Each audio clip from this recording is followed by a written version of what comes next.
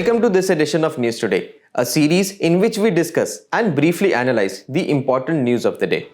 Let's have a look at today's main headlines. The Center for Advanced Financial Research and Learning has released its first flagship India Finance Report 2023. The International Monetary Fund's Executive Board approves a proposal to increase in IMF quotas. The World Intellectual Property Organization releases the World Intellectual Property Indicators 2023. The UGC's regulation on setting up and operation of campuses of foreign higher educational institutions in India 2023 notified. The Production Gap Report 2023 has been released. The RBI's Information Technology, Governance, Risk, Control and Assurance Practices Directions 2023 have been notified. Starting with the first main news, the Center for Advanced Financial Research and Learning has released its first flagship India Finance Report 2023. The Center for Advanced Financial Research and Learning was set up in 2006 as an independent body by the Reserve Bank of India to promote finance, macroeconomics, and public policy research. The theme of the report is connecting the last mile, the non-banking financial companies or NBFCs in India. Before we get into the details of the report, let's first understand what NBFCs are. NBFCs are companies registered under the Companies Act 1956 and provide bank-like financial services but do not hold banking licenses. Coming back to the key highlights of the report. The report focuses on monetary policy transmission, the relationship between the monetary policy decisions and changes in the level of output and prices is expressed by the monetary policy transmission. The report says that the monetary policy transmission through NBFCs is strong, but there is a delay of nearly 2 years to see its impact on their balance sheet. When it comes to the financial inclusions, the NBFCs facilitate further deepening of financial inclusion by catering to the underserved subprime and marginalized borrowers. Over the last decade, retail lending by NBFCs has grown nearly twofold greater by leveraging technology. Also, the NBFCs are at the forefront of digital lending. The share of digital lending to overall lending was 60.53% for NBFCs compared to a smaller 5.53% for banks in the year 2020. Additionally, the NBFCs in India proliferated after the global financial crisis, albeit disruptions by shocks like the IL&FS crisis and the systemic spillovers in the year 2018-19. The rapid growth in the NBFC sector has been accompanied by simultaneous decline in the share of bank credit. In the next news, the International Monetary Fund or the IMF Executive Board has approved a proposal to increase the IMF quotas. The board has proposed a 50% quota increase allocated to members in proportion to their current quotas. Now the proposal will be considered and voted upon by the Board of Governors, after which it will be made effective. Let us briefly discuss the significance of the rise in quota. Well, this step will help in safeguarding the global financial stability by enhancing the IMF's permanent resources. It will also reduce the reliance on borrowed resources. Currently, the fund relies on bilateral borrowing arrangements and pledges to crisis lending fund called new arrangements to borrow for nearly 60% of its lending resources. Coming to the IMF quota, quotas are the building blocks of the IMF's financial and governance structure. They are denominated in special drawing rights or SDRs, which are the IMF's unit of account. The IMF quota formula is a weighted average of 4 components: 50% of GDP, 30% of openness to global economy, 15% of economic variability, and 5% of international reserves. The quotas are used to determine the resource contribution of member, the voting power in IMF decisions. Members get 1 vote per SDR, 1 lakh of quota plus basic votes, which are the same for all members. The quotas are also used to determine the amount of loans a member can obtain from the IMF and in the general allocation of SDRs. India currently has a quota of 2.75% along with the voting rights of 2.63%. Moving on to the next news, the World Intellectual Property Organization releases the World Intellectual Property Indicators 2023. The World Intellectual Property Organization or WIPO is the global forum for intellectual property, services, policy, information and cooperation. Let's have a look at key highlights of the report. The report highlights that there were record high patent applications in the year 2022, where innovators worldwide filed 3.6 million patent applications, marking a 1.7% increase over 2021. In 2022, the highest number of patents in force were in China. The report further says that new technologies related to IP filings, including computing, continue to have a significant impact on intellectual property filings. Additionally, Asia received around 67.9% of the patent applications filed globally. Although patents can be maintained for up to 20 years, the average age of patents varies across offices. Herein, the average age for Brazil is 11.6 years, for India it is 11.4, and for Germany and Mexico it is 11 years.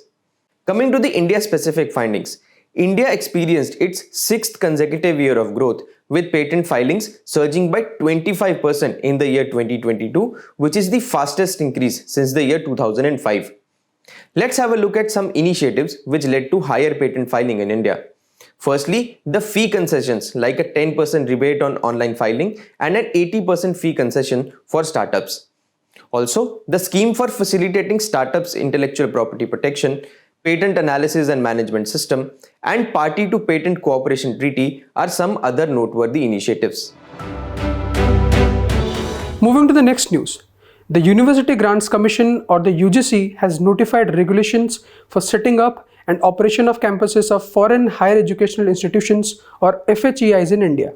University Grants Commission, or UGC's regulations aim to facilitate the entry of FHEIs into India in line with the recommendations of the National Education Policy 2020. Let's briefly discuss the key highlights of the regulations. The FHEIs will require the UGC's approval before the establishment of their Indian campuses, or for offering any program or discontinue any course. The FHEIs will not be allowed to offer any program which is contrary to the standards of higher education in India. For receiving donations from foreign sources, the FHEIs will require the prior permission of the central government. Further, only those FHEIs which are ranked within top 500 in global rankings, either in overall category or in subject-wise category, or possessing outstanding expertise in a particular area, will be allowed. The qualifications awarded and quality of education in Indian campuses shall be equivalent to those awarded in their home jurisdiction. The FHEIs cannot offer programs online or in open and distance learning modes. They have been provided with some autonomy as well. They will be allowed to decide the process and set criteria for admission. They will be allowed to recruit faculty and staff and decide a transparent and reasonable fee structure. However, along with autonomy, some restrictions have also been stated in the regulations. The operation of the FHEIs shall not be against the sovereignty and integrity of India, the security of state, friendly relations with foreign states, and lastly, public order, decency, or morality. Let's very briefly discuss the significance of the FHEIs in India. They will provide increased access to quality education, will lead to reduction in foreign exchange outflow, improve research opportunities in India, and of course, will reduce brain drain. In another news, the Production Gap Report 2023 has been released. The report has been prepared by the United Nations Environment Programme and other institutes such as Stockholm Environment Institute. The production gap tracks the misalignment between governments' planned fossil fuel production and global production levels, consistent with the limiting global warming to 1.5 degree or 2 degrees centigrade. This is important as many countries have pledged for zero emissions in alignment with COP21 and COP26 of the UNFCCC to limit global warming. Before we look at the key highlights of the report, we need to understand that production gap is different from emissions gap. The emissions gap refers to the difference between global greenhouse gas emissions under the nationally determined contributions and accepted levels in 2030. Coming back to the report, it highlights that major countries' plan and projections would lead to an increase in the global coal production until the year 2030 and in the global oil and gas production until at least the year 2050.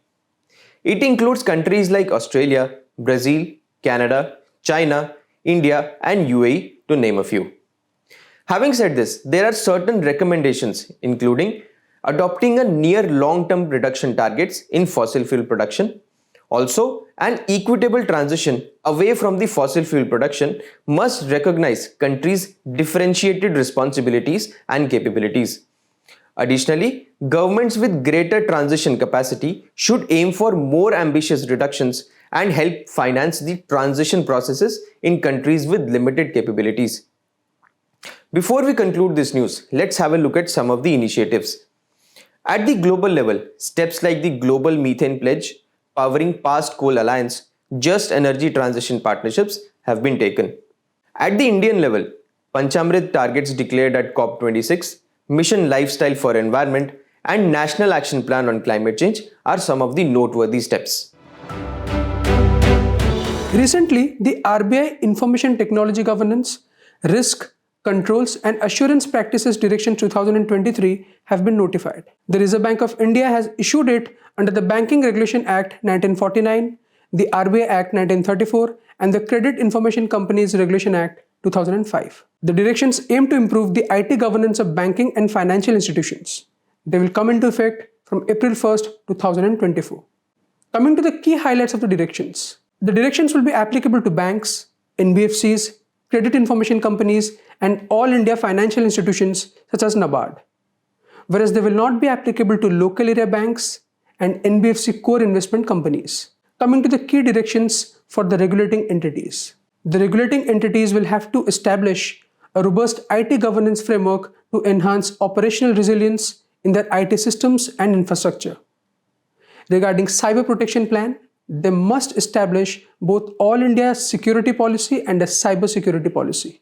Now, why does the need for an IT governance framework arise?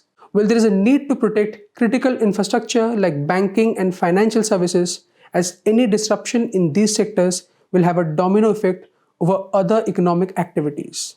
It will also help in dealing with malware or malicious software and cyber attacks. Lastly, in upholding privacy and data protection, as in the recent times, many cases of leakage of personal information have been noticed.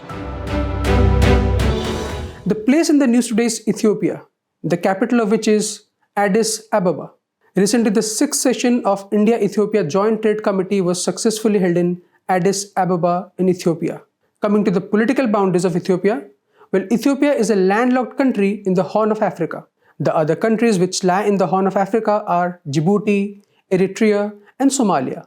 Thus, the neighboring countries of Ethiopia are Eritrea in the north, Djibouti in the northeast, Somalia in the east, Kenya in the south, and South Sudan and Sudan in the west.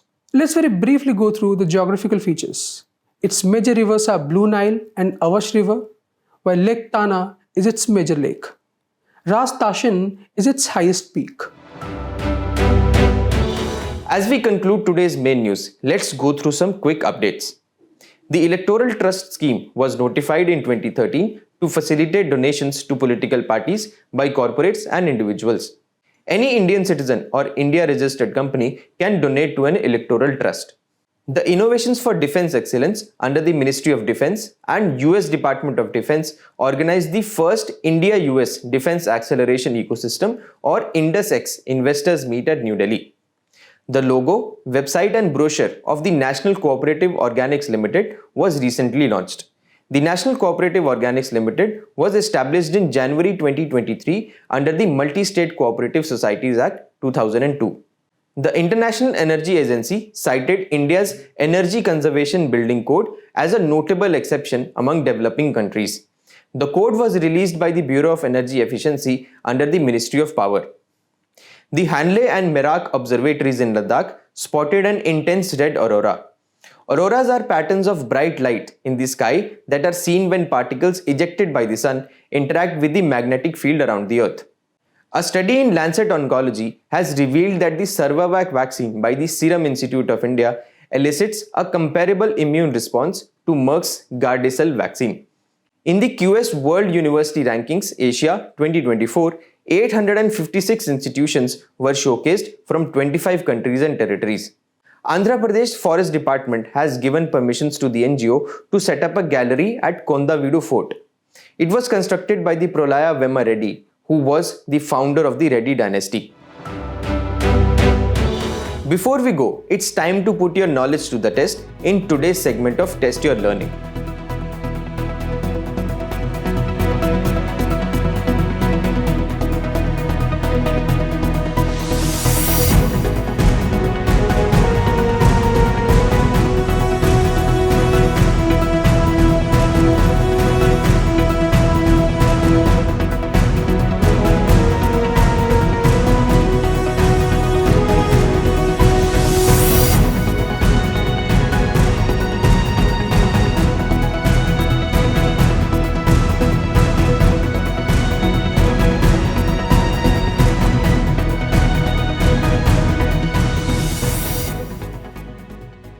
Thank you for joining us. We hope you have enjoyed this edition of News Today. To get the answer to today's quiz and to download the PDF of News Today, make sure to check out the links in the description below.